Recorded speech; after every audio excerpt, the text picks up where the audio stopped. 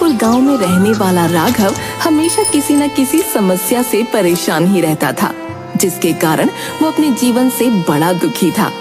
एक दिन राघव को उसका मित्र महेंद्र मिलता है।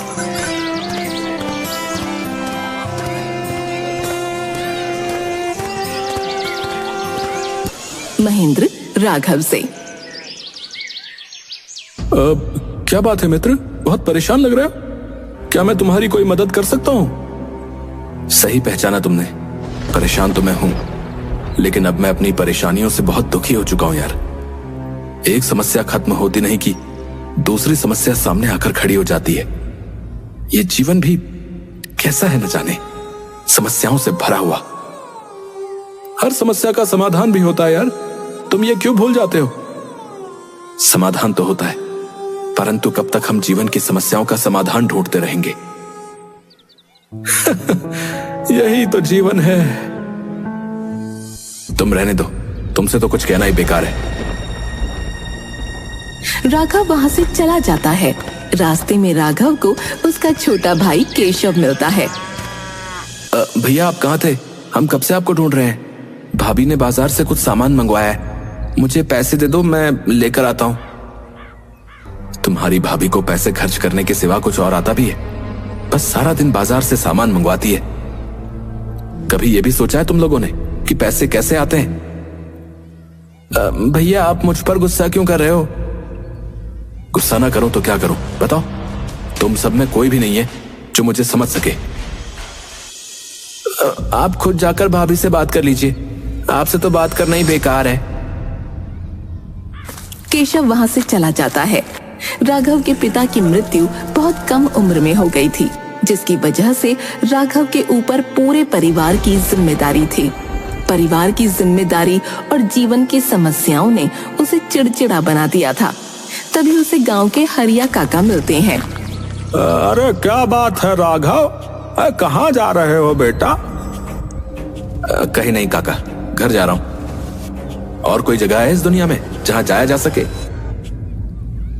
मैं जानता हूं तुम्हारे ऊपर बहुत सारी जिम्मेदारियां हैं, जिसके कारण तुम परेशान रहते हो, परंतु तुम्हें शायद नहीं पता कि अपने गांव के उत्तर में ऊंचे टीले पर एक बाबा ने अपने काफिले के साथ अपना डेरा बना रखा है। काका आप किसके बारे में बात कर रहे हैं? अरे बेटा राघव, मैंने उन बाबा की बहुत सारी बातें सुनी हैं। उन्होंने लोगों की बड़ी बड़ी समस्याओं का समाधान चुटकियों में कर दिया है। मैं तो इस उम्र में इतनी दूर सफर नहीं कर सकता, परंतु भगवान की कृपा से तुम हाथ पैर से तंदुरुस्त हो, इसलिए मुझे लगता है कि तुम्हें एक बार बाबा के पास जाना चाहिए। आपकी बात मुझे उचित लगती है काका, मैं अवश्य उनके पास जाऊंगा और उनसे पूछूंगा कि आखिर ये जीवन की समस्याओं का समाधान कब होगा।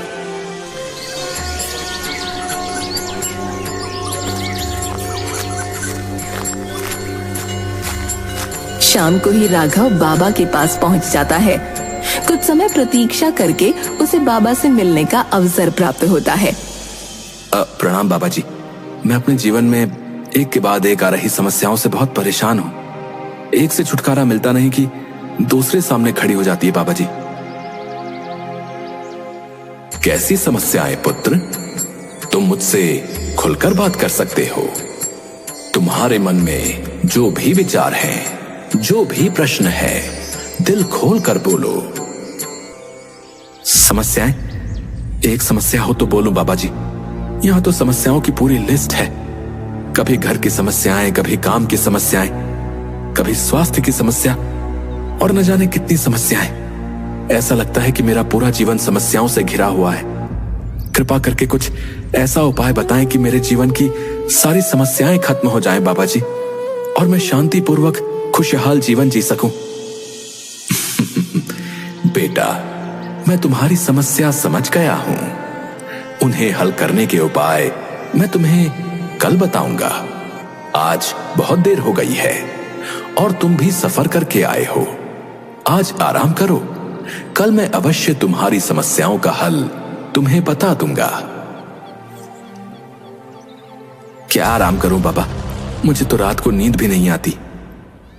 अच्छा, तो तुम्हें नींद नहीं आती, तो तुम मेरा एक छोटा सा काम कर दो बेटा। कैसा काम बाबा जी, बताइए।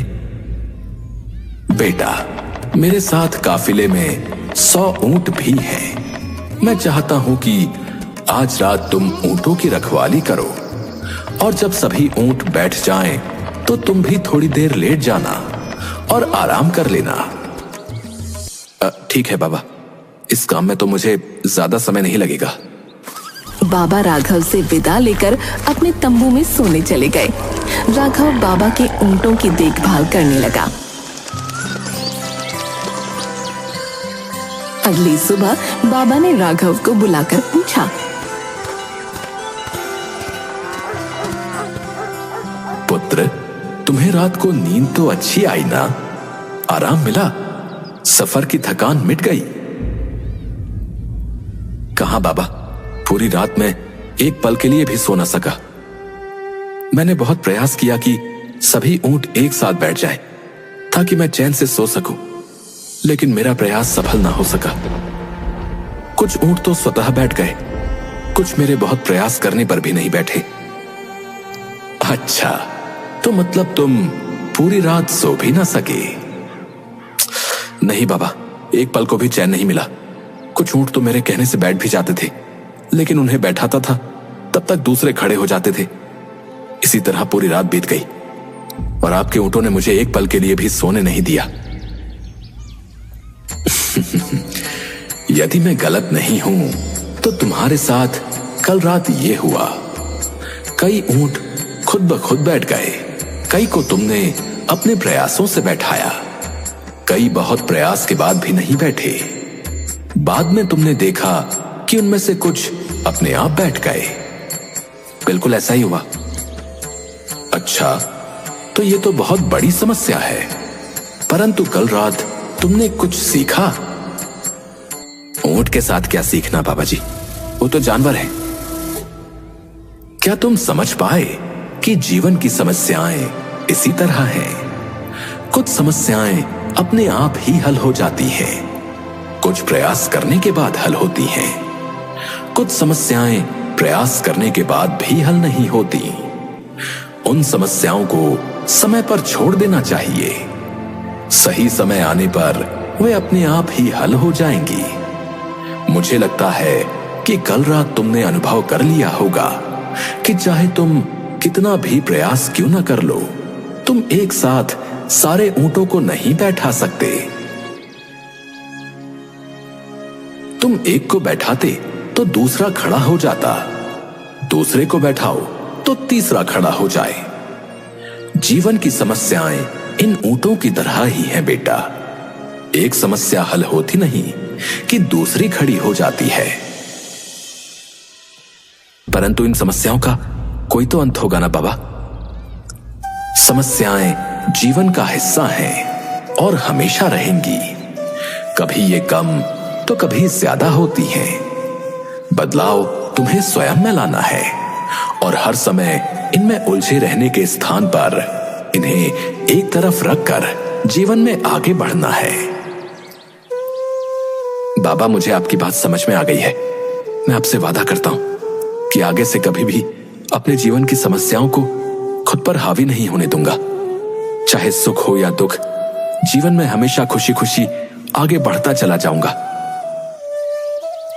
तुमने बिल्कुल सही निश्चय किया है पुत्र, और तुमने मुझे विश्वास दिलाया है, और मुझे विश्वास है कि तुम अपने निश्चय पर दृढ़ रहोगे। बाबा, मेरे मन में एक और सवाल है, क्या मैं आपसे पूछ सकता हूं? अवश्य पूछ सकते हो, पूछो, क्या पूछना चाहते हो? मैं ये जानना चाहता हूं कि मेरी जिंदगी की कीमत क्या है बाबा। अच्छा, तो तुम अपनी जिंदगी की कीमत जानना चाहते हो, तो जैसा मैं कहता हूं वैसा करो। राघव तैयार हो गया। बाबा ने उसे एक पत्थर दिया जो देखने में एक साधारण सा पत्थर था, और कहा, बेटा, इस पत्थर को लेकर बाजार जाओ और वहां किसी भी स्थान पर इस पत्थर को हाथ में लेकर बैठ जाना। और यदि कोई तुमसे इसकी कीमत पूछे तो उसे कोई भी उत्तर मत देना, बस अपनी 2 उंगलियां खड़ी कर देना। बाबा, 2 उंगलियां 2 रुपए? मैंने तुमसे कहा ना, तुम्हें बोलना कुछ भी नहीं है, सिर्फ 2 उंगलियां सामने वाले की तरफ खड़ी कर देना।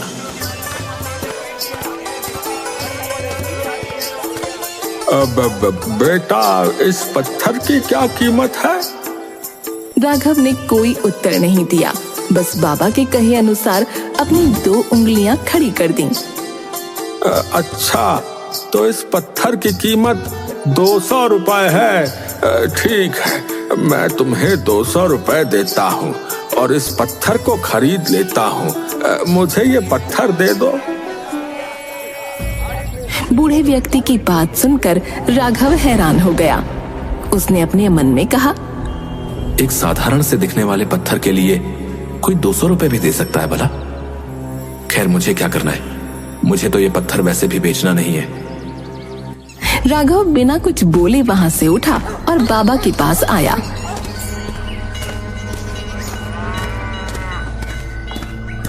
बाबा, मुझे समझ में नहीं आ रहा कि इस साधारण से पत्थर में ऐसा क्या है जो उस व्यक्ति ने इसकी कीमत 200 रुपए लगा दी और 200 रुपए में पत्थर को खरीदने को भी तैयार था। इस बार तुम ये पत्थर लेकर एक धार्मिक स्थान पर जाओ, परंतु ध्यान रहे, वहां भी तुमसे कोई अगर इस पत्थर की कीमत पूछे तो तुम्हें सिर्फ 2 उंगलियां खड़ी करनी है, मुंह से कुछ भी नहीं बोलना। ठीक है बाबा, जैसा आप कहते हैं मैं वैसा ही करूंगा। राघव पत्थर लेकर एक मंदिर के बाहर बैठ गया। तभी एक आदमी ने राघव के हाथ में पत्थर देखकर पूछा, इसकी कीमत क्या है? राघव ने कोई उत्तर नहीं दिया, बस अपनी 2 उंगलियां खड़ी कर दी। अच्छा, 2000 रुपए? ठीक है, मैं ये पत्थर तुमसे 2000 रुपए में खरीद लूंगा। ये सुनकर राघव हैरान रह गया और बिना कुछ बोले वो पत्थर लेकर वापस बाबा के पास पहुंच गया। बाबा, अब मैं पहले से भी ज्यादा आश्चर्यचकित हूँ। भला इस साधारण से पत्थर की कीमत वो व्यक्ति 2000 रुपए देने को तैयार था। आखिर इस पत्थर में ऐसा क्या है बाबा जी? अभी तो तुम्हें इस पत्थर की असली कीमत पता ही नहीं है पुत्र। मतलब क्या 2000 रुपए भी इस पत्थर की असली कीमत नहीं है? नहीं, 2000 रुपए भी इस पत्थर की असली कीमत नहीं है। अब तुम ये पत्थर लेकर जौहरी बाजार जाओ, जहां कीमती पत्थरों की दुकान हो। तुम वहां पर इस पत्थर को लेकर बैठ जाना, परंतु ध्यान रहे, यदि कोई तुमसे इसका मूल्य पूछे तो बिना कुछ बोले पहले की तरह सिर्फ 2 उंगलियां खड़ी करके उसे दिखा देना। ठीक है बाबा। राघव पत्थर लेकर जवेरी बाजार में एक दुकान के पास बैठ जाता है। तभी एक जवेरी उसके पास आता है। अरे, ये पत्थर तुम्हारे पास कैसे आया भाई? इसे तो मैं सालों से तलाश रहा हूँ। राघव ने कोई उत्तर नहीं दिया। तुम ये पत्थर मुझे दे दो। बताओ क्या कीमत है इसकी, बोलो। राघव ने कोई उत्तर नहीं दिया और पहले की तरह अपनी 2 उंगलियां खड़ी कर दी। अच्छा, 20,000 रुपए? हाँ हाँ, मैं तुम्हें अभी 20,000 रुपए ला कर देता हूँ। तुम कहीं मत जाना, अच्छा यहीं रुकना है। तभी वहाँ दूसरा जवेरी आ जाता है। अरे, ये तो बड़ा अनोखा पत्थर है, कितने में बेच रहे हो भैया इसे? राघव फिर से कोई उत्तर नहीं देता और 2 उंगलियां उठाकर इशारा करता है। क्या कहा? 2 लाख रुपए? तुम तो बड़े अच्छे मूल्य पर बेच रहे हो इसे। तुम मेरे साथ मेरी दुकान में चलो, मैं तुम्हें अभी 2 लाख रुपए देता हूँ और ये पत्थर तुम मुझे दे दो। राघव बिना कुछ बोले पत्थर लेकर बाबा के पास वापस आता है। बाबा जी, मुझे तो कुछ भी समझ में नहीं आ रहा है, आप ही मुझे इस पहेली का उत्तर समझाइए। बूढ़ा व्यक्ति इसे 200 रुपए में खरीदने को तैयार था, दूसरा व्यक्ति इसे 2000 में खरीदने को तैयार था। एक जौहरी 20,000 रुपए कीमत दे रहा था, तो वहीं दूसरा जौहरी इस पत्थर की कीमत 2 लाख देने को तैयार था। आखिर इस पत्थर की असली कीमत क्या है बाबा जी? ये साधारण दिखने वाला पत्थर असलियत में है क्या? बेटा, तुमने अपनी जिंदगी की कीमत मुझसे पूछी थी ना। इस पत्थर की जगह अपनी जिंदगी को रखो और अंदाजा लगाओ कि तुम्हारी जिंदगी की कीमत क्या होगी। राघव शांत खड़ा रहता है। इस पत्थर की कीमत तो मुझे भी नहीं पता, परंतु तुम्हें इतना जरूर बता सकता हूं कि अलग अलग स्थान पर इस पत्थर की कीमत अलग अलग थी। वैसे ही जिंदगी के साथ भी है। तुम्हारी कीमत इस बात पर निर्भर करती है कि तुम खुद को कहां पर रखते हो। यदि तुम खुद को 200 रुपए वाली जगह पर रखोगे तो तुम्हारी जीवन की कीमत 200 रुपए की है। यदि तुम स्वयं को 2 लाख वाली जगह पर रखोगे तो तुम्हारे जीवन की कीमत 2 लाख रुपए है। अब ये तुम्हें तय करना है कि तुम खुद को कहां रखते हो। लोग हमारा और हमारे जीवन का अलग अलग मूल्यांकन करते हैं। जो हमसे प्रेम करते हैं, हमें अपना समझते हैं, उनके लिए हम सब कुछ होते हैं। लेकिन जो हमें बस इस्तेमाल करना चाहते हैं, हमारा फायदा उठाना चाहते हैं, उनके लिए हम कुछ भी नहीं होते। वास्तव में जीवन अमूल्य है। इसका महत्व हमें स्वयं समझना होता है। और जिस दिन तुम अपने जीवन का महत्व समझ जाओगे, उस दिन तुम्हें अपना मूल्य भी स्वयं पता चल जाएगा। राघव अपने प्रश्नों के उत्तर पाकर बड़ा ही संतुष्ट था और अंदर से शांत भी। उसे एक अजीब सी खुशी का एहसास हो रहा था, जबकि उसके जीवन में समस्याएं आज भी पहले जैसी ही थीं। फिर भी आज उसे किसी तरह की बेचैनी नहीं थी। वो जीवन को अलग नजरिए से देख रहा था।